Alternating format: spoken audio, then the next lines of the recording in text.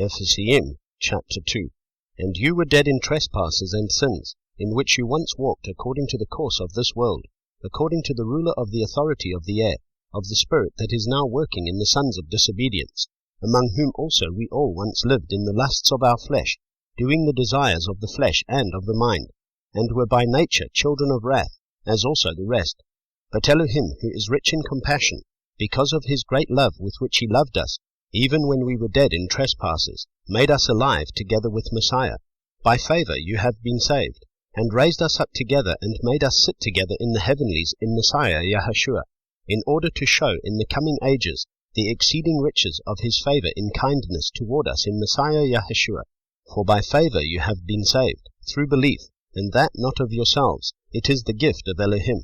It is not by works, so that no one should boast. For we are his workmanship, created in Messiah Yahushua unto good works, which Elohim prepared beforehand that we should walk in them. Therefore remember that you, once nations in the flesh, who are called the uncircumcision by what is called the circumcision, made in the flesh by hands, that at that time you were without Messiah, excluded from the citizenship of Israel, and strangers from the covenants of promise, having no expectation, and without Elohim in the world. But now in Messiah Yahushua, you who were once far off, have been brought near by the blood of the Messiah. For he is our peace, who has made both one, and having broken down the partition of the barrier, having abolished in his flesh the enmity, the Torah of the commands in dogma, so as to create in himself one renewed man from the two, thus making peace, and to completely restore to favor both of them unto Elohim in one body, through the stake, having destroyed the enmity by it. And having come, he brought as good news peace to you who were far off,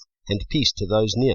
because through him we both have access to the Father by one Spirit. So then, you are no longer strangers and foreigners, but fellow citizens of the set-apart ones, and members of the household of Elohim, having been built upon the foundation of the emissaries and prophets, Yahushua Messiah himself being chief cornerstone, in whom all the building being joined together grows into a set-apart dwelling place in Yahweh, in whom you also are being built together into a dwelling of Elohim in the Spirit.